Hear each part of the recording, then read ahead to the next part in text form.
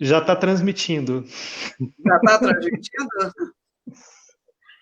Olha, a Associação Brasileira de Saúde Mental está iniciando com essa live uma série de momentos de estar perto de você, que é nosso, de você que tem nos acompanhado, que tem confiado na Abrasme como um organismo de organização, de articulação. Tínhamos um encontro marcado em 28 de julho, que tivemos de suspender por estarmos atravessando essa grande crise da saúde pública mundial. E é com um prazer imenso que essa primeira live vai discutir pandemia, isolamento social e sofrimento psíquico. Eu gostaria que a Abrasme aqui pudesse assumir a sua versão, que toca o coração das pessoas, que fala a cada um. Mas não posso deixar de mencionar esse ato absolutamente insensato. Nós estamos realmente com uma liderança psicopática, genocida, que traz para conduzir a saúde pública no Brasil como se saúde pública não fosse uma ciência que merecesse o maior investimento em estudos. Falo isso como professora aposentada do Departamento de Medicina Preventiva da Universidade de São Paulo, que formou grandes líderes de saúde pública no país. E fiquei estarrecida quando vejo um colega oncologista, olhe que eu sou uma paciente oncológica, assumir a gestão da saúde de um país nesse momento tão dramático. Fiquei impressionada com os lugares comuns, não é, que foram aqui mencionados, e como nesse ato eu não posso me estender, senão os meus companheiros vão me... Mas tinha de externar a todos os brasileiros, aos meus companheiros da Abrasme, uma grande preocupação, um grande medo. E, nesse sentido, eu serei sujeito objeto da discussão que faremos hoje. O meu sofrimento, o meu medo é grande, o meu sofrimento psíquico também é grande, mas eu poderei contar para esse debate com Ana Paula Gurgel, psiquiatra, coordenadora do Laboratório de Estudos e Pesquisas em Saúde Mental,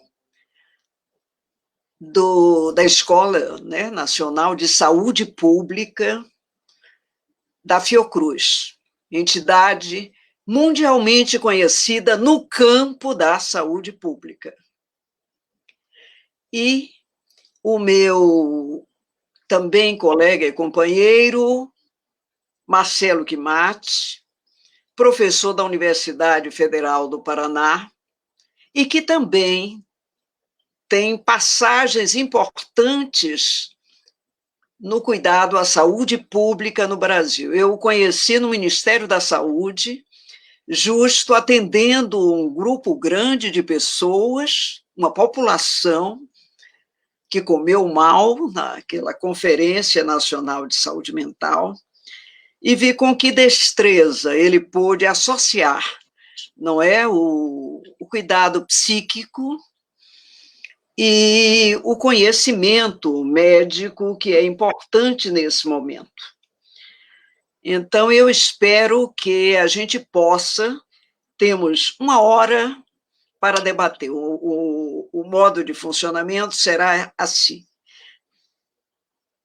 Ana Paula terá 15 minutos para fazer um recorrido geral sobre o tema, sofrimento psíquico nesse cotidiano que estamos vivendo, e logo a seguir, o Quimate também terá o igual tempo. Depois a gente volta e faz umas trocas. E enquanto isso, vamos olhando e vamos valorizando muito a participação das pessoas que quiserem fazer suas intervenções. E, na medida do possível, responderemos aqui, ou então deixaremos para tratar desta questão que é bastante delicada e tocante para o nosso campo, através de respostas posteriores, virtuais. Então, Ana Paula, por favor, você está com a palavra. Boa noite a todos e a todas que estão nos assistindo. É com muito prazer que eu venho compor essa primeira live de discussões da BASME nessa série que se inicia hoje. Eu estou muito feliz que eu estou olhando aqui, nós temos 171 pessoas já presentes em menos de 20 minutos nessa conversa. Deixa eu só abrir. 171, de vários estados, assim, de todas as regiões do país, do sul, nordeste, norte, sudeste, né? Eu estou vendo aqui todo mundo dando oi todo mundo. E o objetivo da nossa... Mato Grosso agora, o Iara, oi, Iara.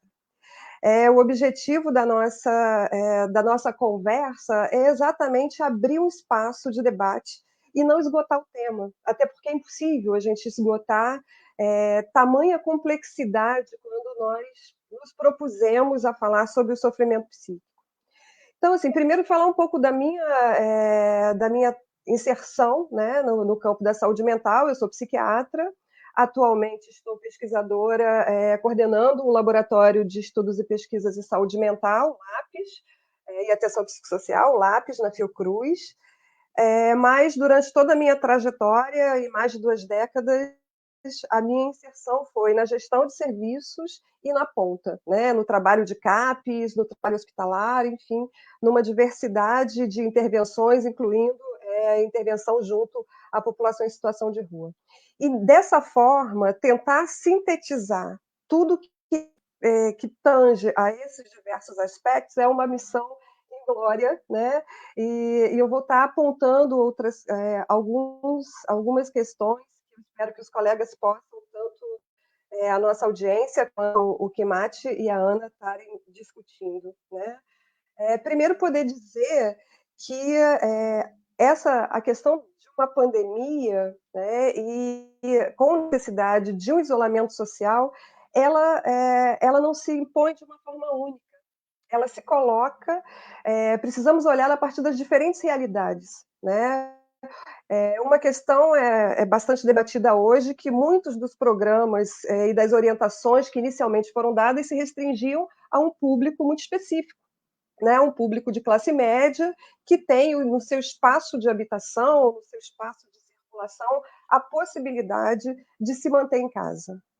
Uma outra clientela é aquela clientela que está hoje sendo atingida de uma forma bastante significativa, e a gente sabe que as subnotificações estão aí presentes, né?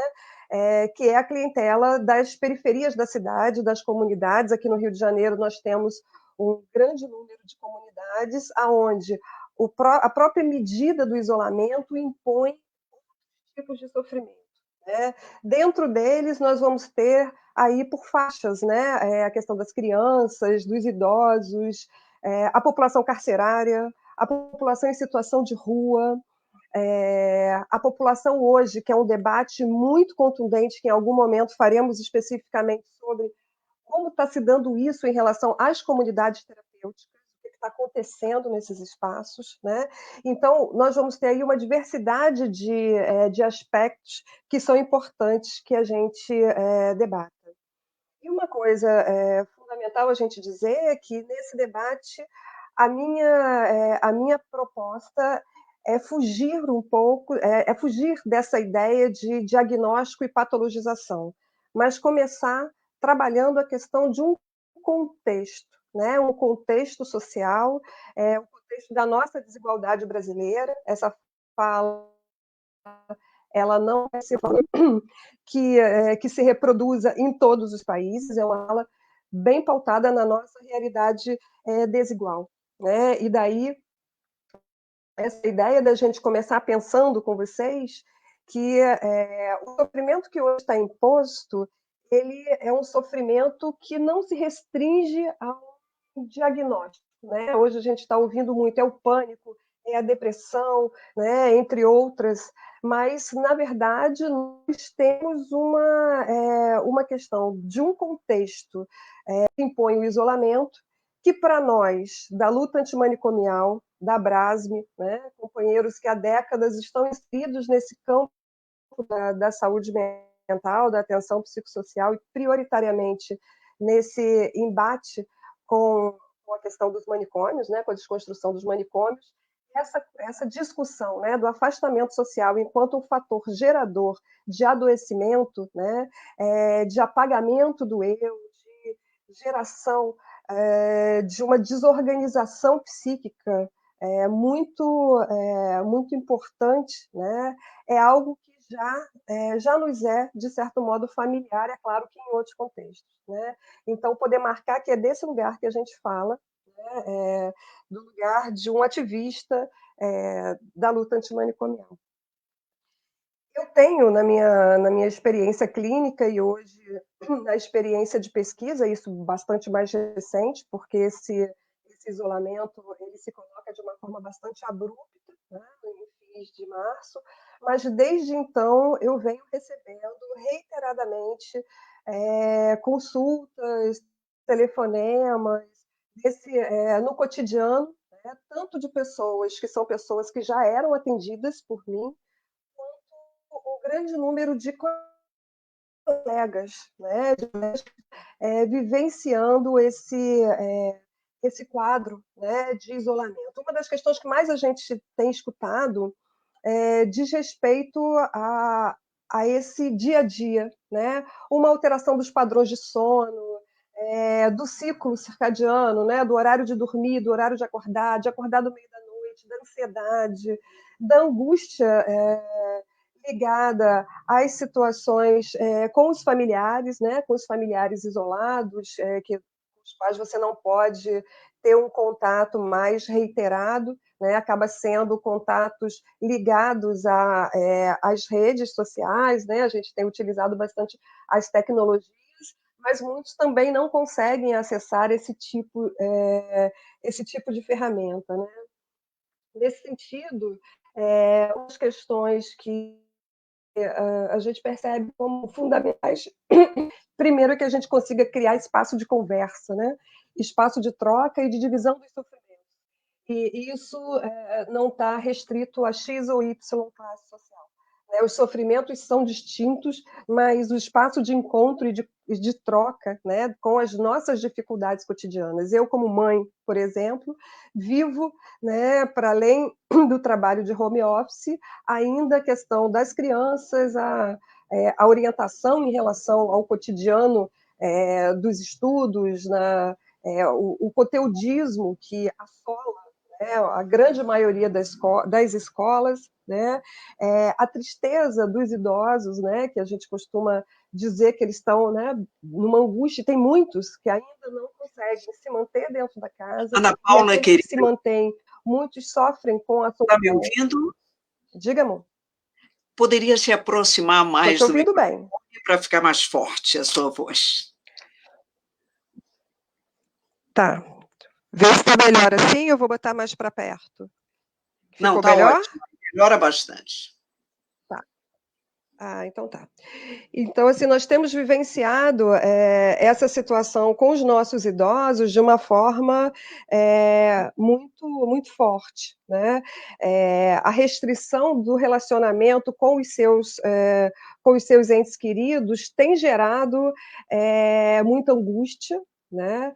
Gerado tristeza, né? E poder incentivar, poder estar contactando e pensar estratégias aonde essa manutenção dos vínculos e de uma relação cotidiana, isso se faz fundamental. né? Considerando que muitos ainda não utilizam as ferramentas tecnológicas. Então, essa é uma questão que eu acho importante marcar. Não vou me aprofundar muito, porque eu queria fazer um apontamento mais geral, né? Outra questão são as crianças, né? O sofrimento desse cotidiano de redução do contato com os outros amigos, a questão do conteudismo escolar, aonde boa parte dessas crianças elas têm sido submetidas, né, a cargas diárias de conteúdo, né, aonde se considera muitas vezes que nós estamos como se fossem nas férias, né, e não é, né? Então é fundamental a gente perceber que esse nosso isolamento, esse espaço que nós temos na casa mais restrito, de menor circulação, isso tem impacto também nas nossas crianças pequenas, né? E as escolas precisam levar isso em consideração, levar em consideração que esses conteúdos, né, os conteúdos tradicionais, talvez hoje eles não sejam insistir apenas neles não é o mais adequado no sentido de preservar a saúde mental dessas crianças que se estressam a ponto, né, de já acordarem de manhã fazer os exercícios e estarem frequentando diuturnamente essas diversas plataformas, né, essas diversas plataformas de ensino, né? Então, acho que esse é um ponto que a gente precisa pensar.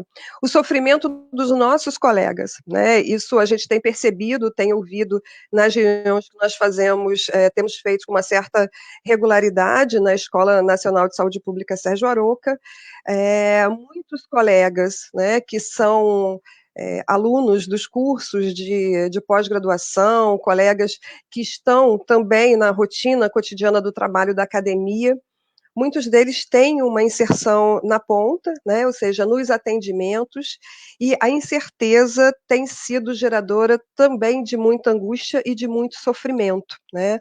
Um sofrimento no sentido da preservação da sua vida, da condenação, do risco de contaminação aos seus colegas de trabalho, aos seus familiares, né? Isso, algumas iniciativas de se manter em São Paulo, teve um hospital que optou coletivamente por manter os seus profissionais dentro do próprio hospital durante um determinado período, né? Até que essa pandemia, esses trabalhos, esses plantões mais exaustivos, eles possam ser reduzidos, né? Então você tem iniciativas dessa forma e tem aqueles que isso não é possível de se realizar, né? Então, eu acho que são questões que nos colocam desafios a ser pensados e desafios a ser pensados a cada dia, né, assim. E prioritariamente nós termos esses canais de acolhimento, de troca, de se pensar novas ferramentas, pra atuar nessas diversas realidades, né. Essa questão dos atendimentos, né, da busca por um atendimento especializado, muitas das vezes essa é uma experiência que vem permeando a minha rotina, né, muitas das vezes, para além da necessidade de fazer diagnóstico e prescrição medicamentosa, é de se pensar o dia a dia, de se pensar a rotina, né, de se pensar como lidar, por exemplo, com alguns que não conviviam tanto com a família diuturnamente, né, e essas situações que eram conflitos mediados pontualmente numa parte do dia, eles passam a existir também diuturnamente. Então, esse acolhimento às famílias cuidadoras, as famílias cuidadoras dos nossos usuários de saúde mental, é um aspecto que os serviços, as redes de atenção psicossocial precisam estar contemplando, né? De que forma, com segurança, nós conseguimos acolher essas pessoas, né? Acolher significa poder escutar, poder trocar, poder construir coletivamente, construir juntos formas de lidar com essa angústia de estar isolado das trocas, né, das nossas redes cotidianas. Então eu acho que já vi que tem muitas questões que estão Tem sendo muitas apontadas. questões e eu ia Eu vou sinalizar ficar por você para aqui, dar uma fechada, para ouvir e o a que gente mais. volta a falar nas respostas, tá? Muito obrigada, boa noite. Obrigadíssimo, foi muito legal. Kimati, você poderia assumir a palavra aí, por favor? Sim, sim. Boa noite para todos. Queria cumprimentar algumas pessoas que eu não estou acessando o Facebook agora, mas eu vi que entraram algumas pessoas muito queridas. Queria cumprimentá-las, em nome delas, cumprimentar várias pessoas. Eu vi que a Sandra Fagundes está aí. Queria, em nome da Sandra, através da Sandra, né, cumprimentar trabalhadores e gestores de saúde mental. Vi que a Janete Valois está aí, né, grande companheira. E cumprimentar o João Paulo, né, do Rio Grande do Norte. Eu participei da banca de doutorado dele e, através dele, cumprimentar toda a comunidade acadêmica que está participando dessa discussão. Estou vendo aí também que entrou a Virgínia Cremasco, minha colega.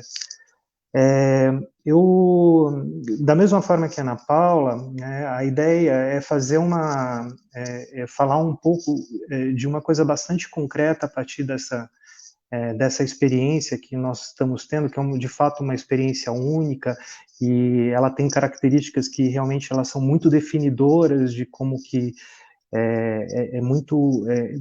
o que a gente está vivendo agora vai ser muito definidor de como que a gente vai conseguir lidar com as situações subsequentes que vão vir aqui. Então, eu queria fazer uma discussão a partir de um referencial bem dentro do campo que eu tenho pesquisado, que eu tenho trabalhando ultimamente. A primeira coisa que eu acho que é muito importante salientar é que existe uma coisa que são as epidemias, que elas constituem um tipo de experiência única para a humanidade e que elas se repetem com uma tal frequência, da mesma forma que um cometa, por exemplo. Você vê um cometa, ele vai voltar para a Terra depois de muito tempo, de forma que você não vai ver novamente esse cometa. Quando ele voltar à Terra, a gente vai ter uma sociedade que funciona diferente, que ela vai ter valores diferentes, que ela vai ter uma cultura diferente, que ela vai ter um cotidiano diferente. Só que existem algumas coisas que elas são bastante comuns e existe uma literatura bastante grande em relação a isso, de como que é a experiência humana frente às pandemias e frente à epidemia.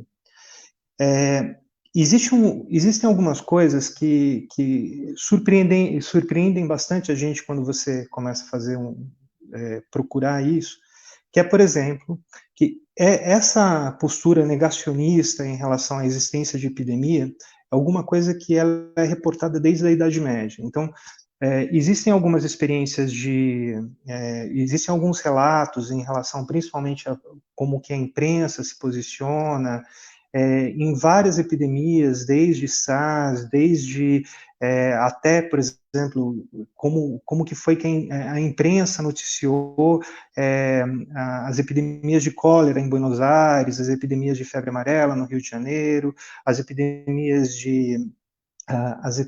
de peste bubônica em Lisboa, em grandes cidades. Então, e sempre existe essa experiência de medo, sempre existe essa experiência de sofrimento. E é importante a gente ter isso com uma certa clareza, porque hoje, como a Ana Paula disse, existe uma forte tendência a entender esse sofrimento, que ele é muito característico dessa experiência de estar diante de uma pandemia, de uma epidemia.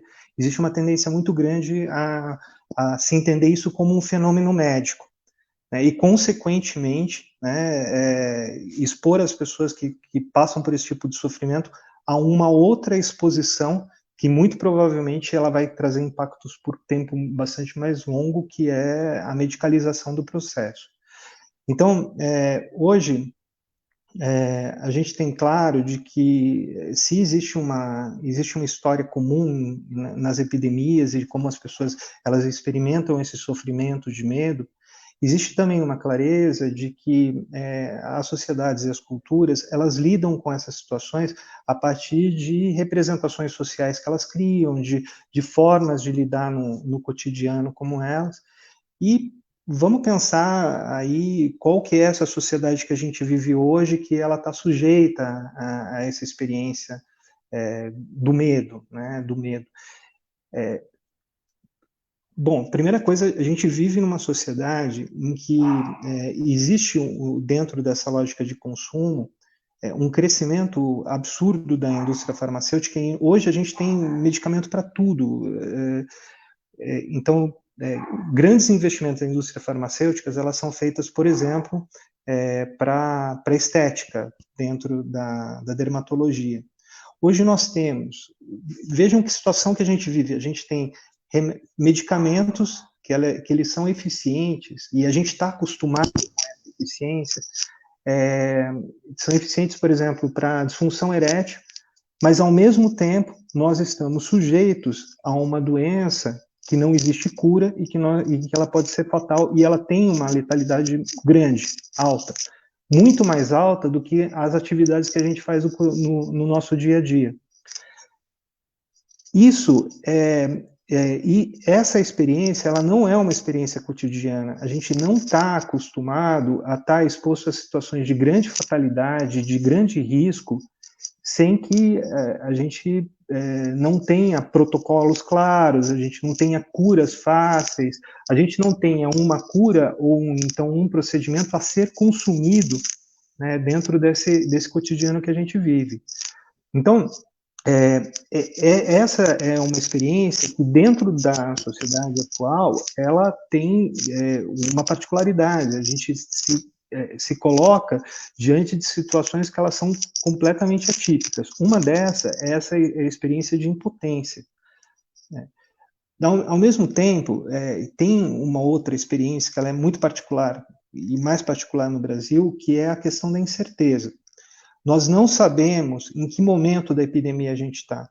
Nós não temos testagem o suficiente para a gente saber se a gente está numa curva ascendente, se a gente está numa curva achatada. Nós não temos dados, por exemplo, para essa abertura que está existindo de comércio. Nós não temos uma clareza do momento da epidemia que possa nos dizer, olha, isso pode acontecer. Então, e essa incerteza, ela é muito angustiante. Essa incerteza, ela é também uma coisa muito atípica.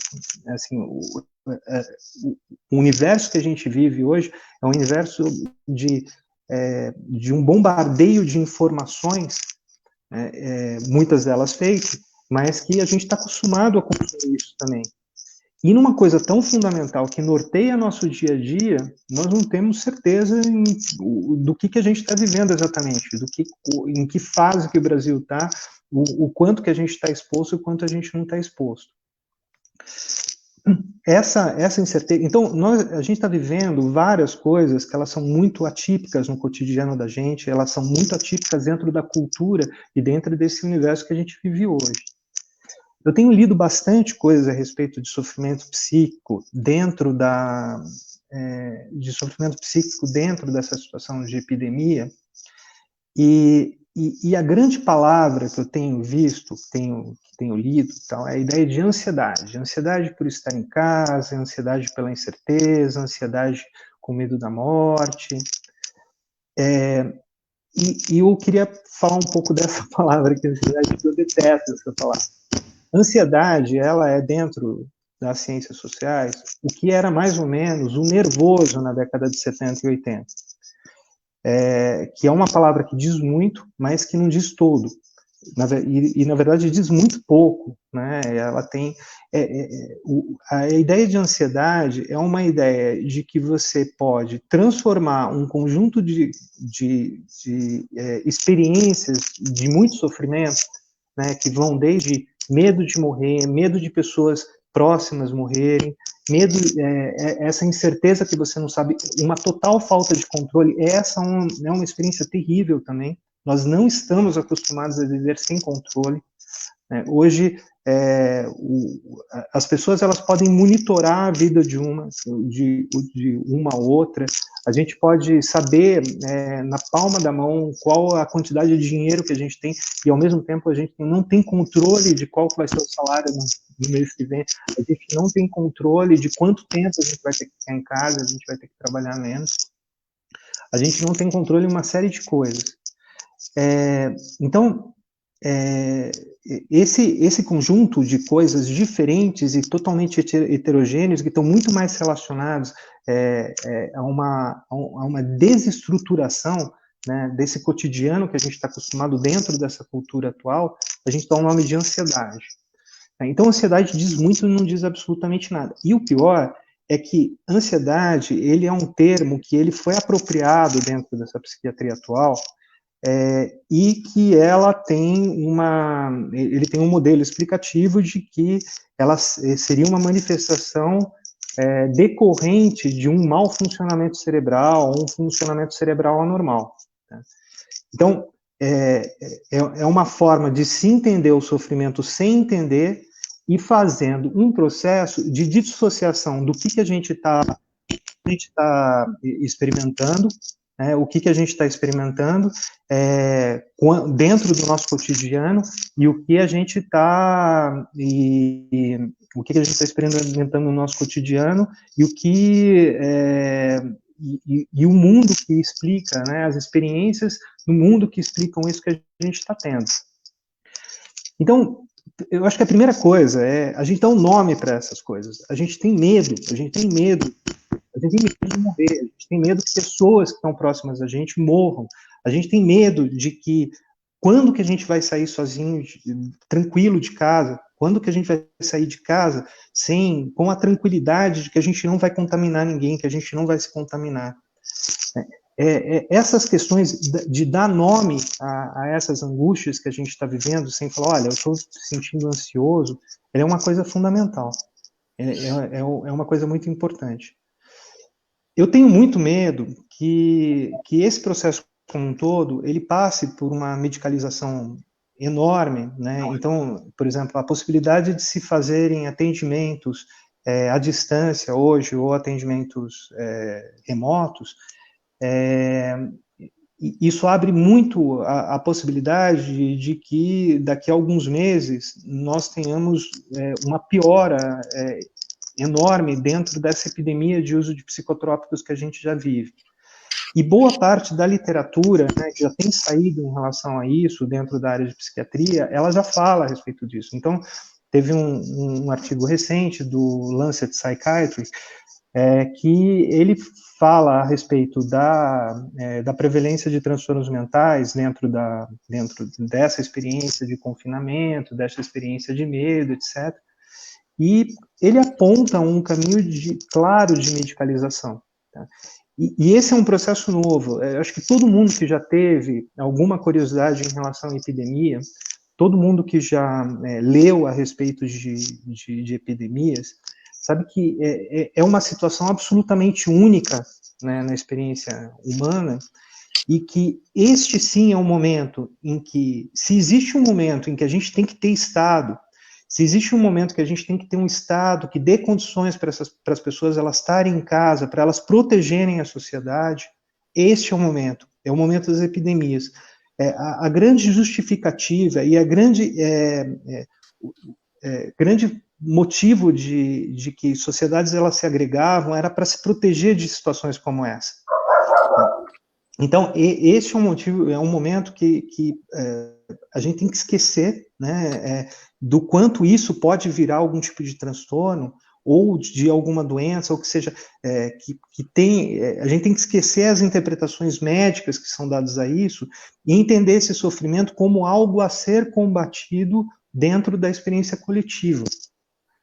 Dentro de uma experiência de que, a partir disso, nós podemos ser mais solidários, que a partir disso nós podemos ver o outro de uma forma diferente, que a partir disso aí a gente pode criar estratégias de comunicação, a gente pode acessar pessoas que normalmente a gente não acessa no cotidiano, que a partir disso aí a gente pode criar um cotidiano que ele seja muito menos focado, né, no consumo, ele seja muito menos focado na produtividade e muito mais focado na experiência de você poder compartilhar coisas e compartilhar mesmo esse medo com outras pessoas.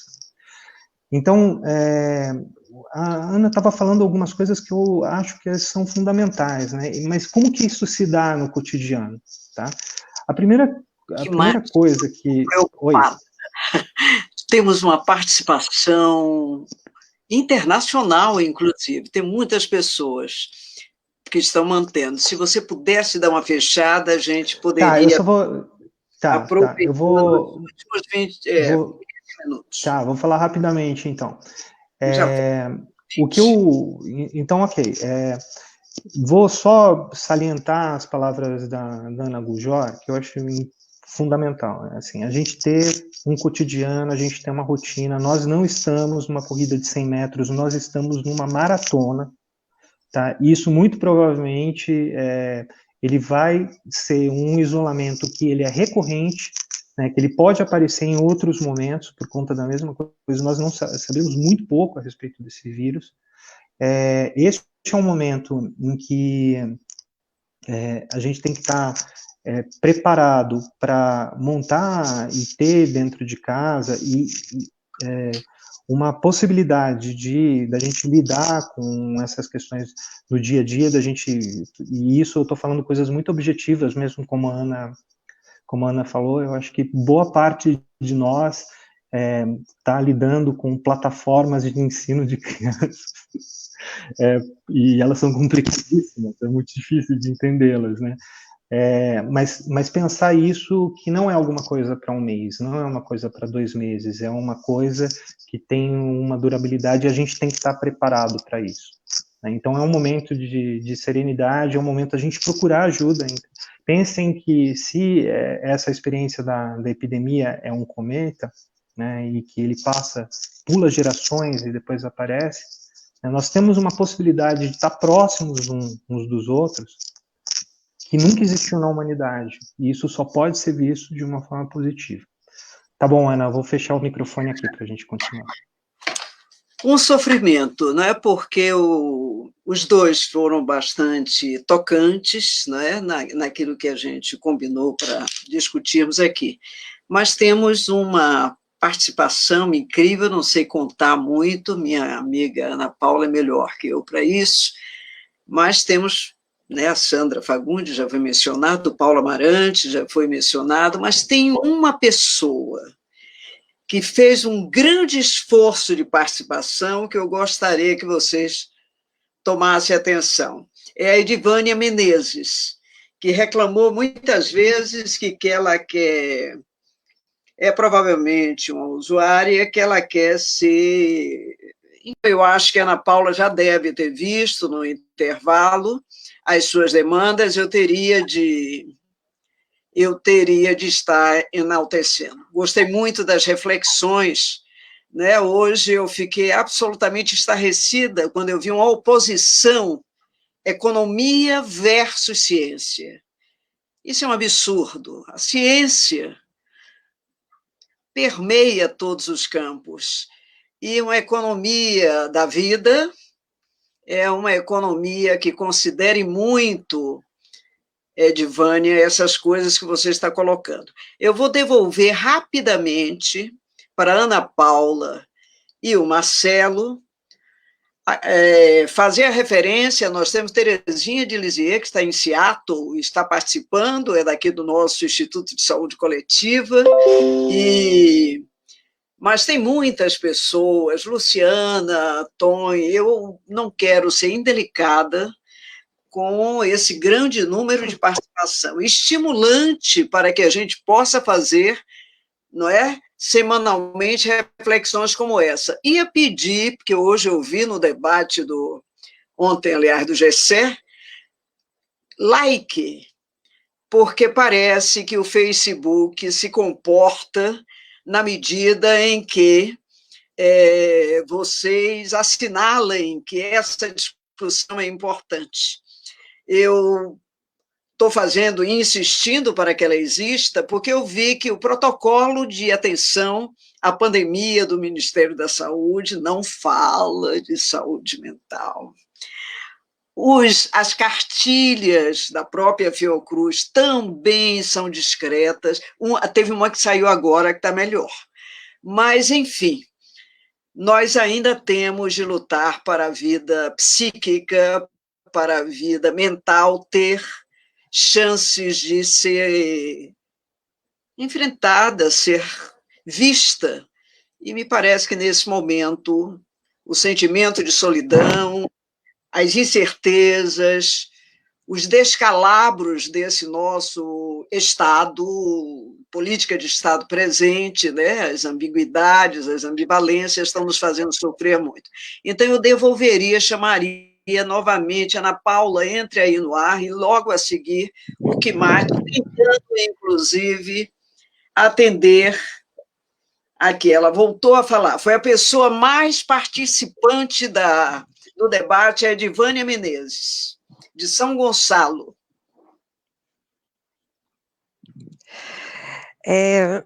Bom, eu fiquei aqui. Pode? Tá. Eu vi algumas questões que estão sendo colocadas e acho que, como parte do campo da saúde coletiva, né, nós não podemos nos furtar determinadas reflexões que dizem respeito ao Sistema Único de Saúde e suas estruturas e investimentos, né? Como reportando a fala do Quimate, esse nosso momento é um momento de caos, de certo modo, mas também um momento de uma possibilidade de inflexão nesses caminhos, né? É um momento de ação coletiva, de ação solidária, né? Que nas últimas décadas, a gente tem sido atropelado por uma lógica globalizada, neoliberal, individualista, que gera a patologização do sujeito por si, né? Então, aquilo é como se fosse inerente a uma fragilidade do próprio sujeito, e esquecemos essa participação, essa necessidade de uma participação coletiva. E aí, linkando isso com a questão das redes de saúde, né, principalmente as redes de atenção psicossocial, que dizem respeito ao nosso campo da saúde mental, sempre muito desprivilegiadas em detrimento, né, dos atendimentos de extrema urgência, né, que obviamente também precisam ser contemplados. Mas eu queria dizer disso, assim, que nós não podemos esquecer que mais de 80% da população brasileira, se não me engano, mais de 90%, é usuária do Sistema Único de Saúde. Né? Então, esse investimento, essa garantia da sua ampliação é fundamental. Se hoje nós estamos correndo contra a corrente do tempo, no sentido da ampliação de leitos, etc., isso diz respeito a esse desinvestimento, a essa PEC que há 2 anos já tirou 20 bilhões do sistema de saúde, pela impossibilidade de aumento desse orçamento. Mas o que eu queria trazer aqui é pensar com vocês um pouco da questão da atenção básica e daquilo que é uma estratégia necessária, que é estratégias construídas com as nossas comunidades, né, com as populações locais. Ou seja, essas estratégias elas precisam se dar a partir de uma construção coletiva entre os usuários, a academia, sim, é importante, os especialistas, os próprios usuários e os profissionais de saúde que estão ali inseridos, principalmente na atenção básica, são ferramentas potentes de transformação. E aí a gente pensar nos agentes comunitários, nós pensarmos com que forma, com que instrumentos seguros nós podemos manter esse acolhimento, porque é real, essa pandemia vai ter o pico, o achatamento, mas isso vai se perpetuar por bastante tempo ao longo da nossa história próxima. Né? Vão ser novas formas, e esse momento é um momento ímpar, né? Primeiro, de nós desenvolvermos essa ideia de generosidade com o outro, né, de repensar os valores, os valores de transformação da nossa civilidade, né, da nossa civilização. Como é que a gente vai fazer isso? E pensar nessas intervenções que necessariamente precisam incluir os protagonistas, né, das nossas intervenções, que são as comunidades, né, são aqueles sujeitos que estão lá localmente, formas de interlocução, forma de comunicação, que precisam ser feitas a partir daquilo que faça sentido, né, não apenas faça um sentido científico do especialista, mas que isso possa ser uma discussão construída por todos, a várias mãos. É isso. Kimati, pega aí a palavra para a gente. Não... Olha, tá sendo riquíssimo a qualidade dos debates. A Edivane agradeceu a menção a ela. É interessante que a live está servindo também de ponto de encontro entre pessoas que não parece que não se viu há algum tempo. A Sandra Fagundes aqui está mencionando e esse fato, mas eu queria passar para... Olha ela lá, que bonitona. Eu queria passar para o Kimati, para que ele pudesse pegar pelo menos algumas dessas questões que nós todos estamos vendo aqui, para fazer um apanhado. Continuo, gostaria de pedir a vocês, likem, para que a saúde mental tenha um espaço dentro desse espaço, que é o espaço que nós estamos podendo ocupar. Tá bom? Kimati, vai lá, Kimati. Então, eu acho que um dos motivos, uma outra coisa, eu acho importante a gente fazer essas associações entre o que a gente vive enquanto cultura, enquanto sociedade, e qual que é a relação disso que a gente tem com o sofrimento deste momento em particular, né? Então, algumas coisas, elas têm ficado muito evidentes durante essa epidemia. E a primeira delas é o quanto nosso sistema, né, o nosso sistema econômico, o nosso sistema de proteção, não estou falando no nível nacional, estou falando internacional, estou falando do capitalismo, no momento atual do capitalismo, o quanto isso é frágil, né, o tamanho da fragilidade de a gente ter um Estado frágil, né, a gente ter um modelo que prevê um estado frágil. Esse estado frágil, ele não possibilita que a sociedade atravesse situações como essa de uma forma tranquila, e ele não oferece um cuidado suficientemente grande para que a gente consiga viver isso dentro do nosso momento civilizatório. Então, o que me impressiona, e o que eu acho que é uma coisa muito intensa que a gente está vivendo, é que as nossas práticas de cuidado hoje, né, nossas práticas de isolamento social, etc., elas são muito semelhantes ao que acontecia 200, 300 anos atrás. Né? E por quê? E vamos pensar por quê? Porque, por um lado, existiria a possibilidade de se pensar alternativas de cuidado e de prevenção para situações como essa. Mas para isso você ia ter que ter um Estado de um jeito diferente. Você tinha, mundialmente, se podia pensar em um Estado que, se isso acontecesse, que se algo assim acontecesse, ele poderia proteger 100% da população. Mas para isso você ia ter que ter menos desigualdade social. Então, essa fragilidade do sistema e do modelo em que a gente vive hoje, ela vai ser revista. Né? Nós não podemos sair dessa epidemia, dessa experiência de medo, dessa experiência de risco de ser aniquilado por uma coisa que a gente conhece super pouco, mas que ao mesmo tempo é algo que a humanidade enfrenta há milhares de anos. A gente não pode sair disso do mesmo jeito. Nós não podemos mais admitir um sistema único de saúde que ele seja sucateado a olhos vistos, porque isso pode acontecer novamente em algum momento.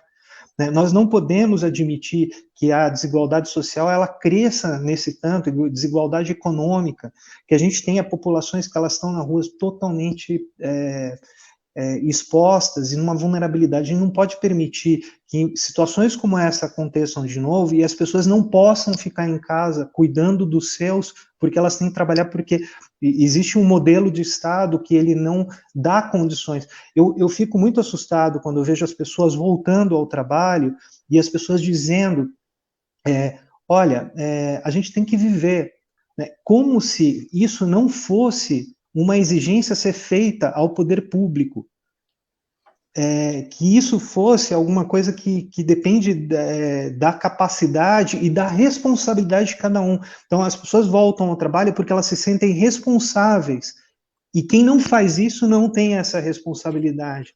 Então, é um conjunto de valores e é uma estrutura, é uma concepção de sociedade, de Estado, que é absolutamente incompatível com situações como essa que a gente está vivendo, e a gente tem que rever isso.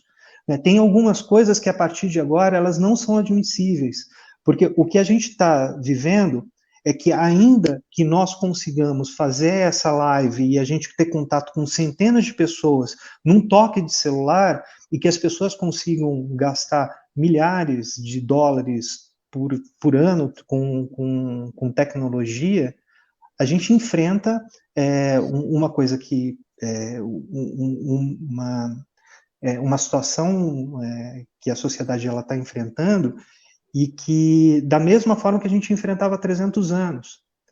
Então, existe, eu acho muito difícil que, a partir disso aí, a gente não tenha um sistema único de saúde mais forte. A gente tem que demandar isso.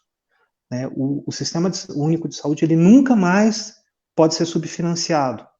A saúde mental nunca mais pode ser subfinanciada. A gente tinha que ter uma estrutura para atender situações graves agora, com uma velocidade grande. A gente não pode ter uma distribuição de renda que não permita que pessoas elas fiquem dentro de casa e se cuidem. Esse modelo de individualismo, de acúmulo, etc., ele traz uma lógica que, olha, eu tenho capacidade financeira para ficar num leito de UTI, no hospital de ponta, porque eu trabalhei para isso. Isso é uma loucura, isso não condiz com o momento civilizatório que a gente está vivendo. Isso não condiz com as conquistas e as formas com que os seres humanos já lidaram com isso. A gente aprendeu, após a Segunda Guerra Mundial, por um lado, os estados eles conseguiram se organizar para criar estruturas de cuidado muito mais potentes, mas, ao mesmo tempo, o enriquecimento ele foi pautado em transformar os cidadãos em grandes consumidores. Então, essa é uma outra coisa também. As pessoas elas têm muito medo de que, como que a gente vai sair dessa situação do ponto de vista econômico, e se eu consumir menos, quem será que eu serei?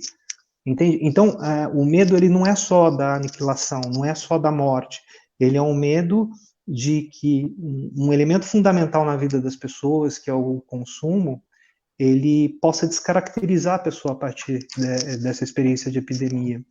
Então, não é uma questão de, olha, vai emergir disso um mundo melhor, tomara. Nós não temos alternativa. Não é pensável as pessoas viverem, mesmo daqui a algumas gerações, situações análogas a essa, da mesma forma que a gente está vivendo. E no Brasil isso foi muito emblemático, porque a gente já estava dentro de um processo de fragilização das políticas sociais, de sucateamento do Estado, sucateamento dos grandes projetos sociais, né, dos grandes projetos de igualdade social, e isso veio escancarar isso tudo. Tá? Então, vamos lembrar que, como a Ana falou, que a gente está num regime de congelamento de gastos públicos, ao mesmo tempo, que a gente está num regime de sucateamento do Sistema Único de Saúde, a gente está num regime em que a gente tem cada vez mais acúmulo, a gente tem cada vez mais grandes fortunas que elas não são taxadas de uma forma devida. Então, pronto. Não, olha, a minha posição é incrível, até porque, ao escolher os dois, são pessoas que trazem a maior contribuição para a Abrasme, dão sustentação a muitas das nossas conversas. Houve um pedido aqui que, para mim, foi bastante tocante, de uma jovem que perdia uma tia neste momento e nem enterro pôde ter. Muito cruel, falem sobre a morte.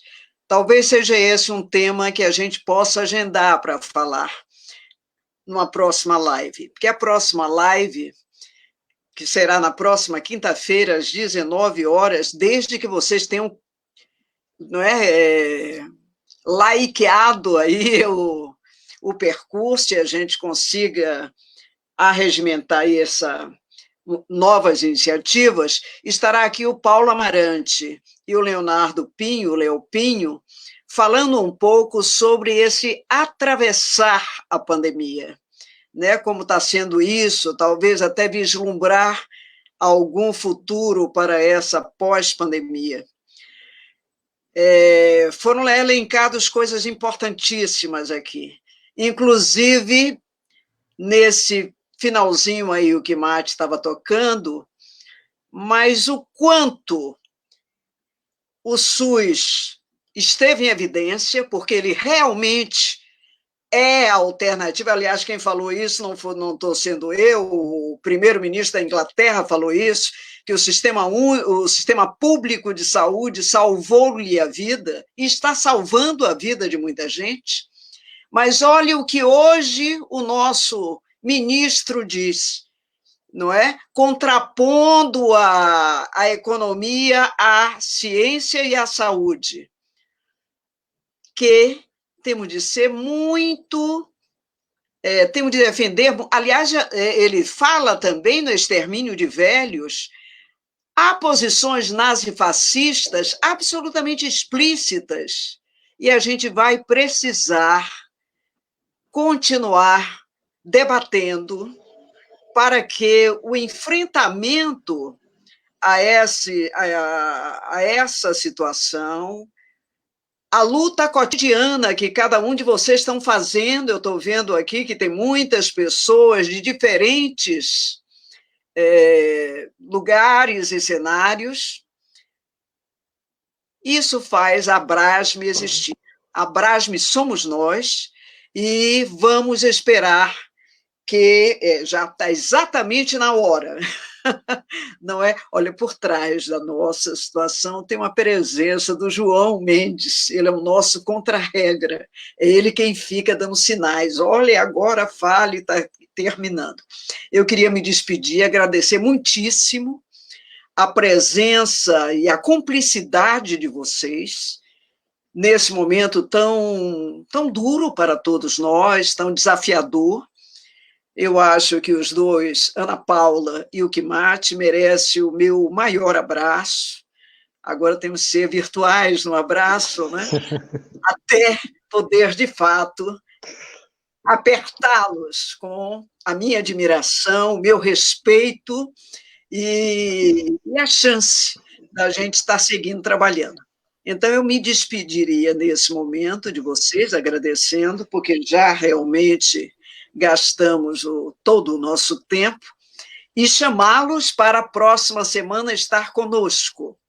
Faremos outras agendas e seguramente vamos ter a participação de vocês como elemento importante de planejamento para as futuras intervenções. Um abraço grande. Um abraço a todos, então. Ana Paula. Um abraço. Um abraço, pessoal, e obrigado à audiência. Tchau. E o João, Tchau. finalize aí, que ninguém de nós sabe mexer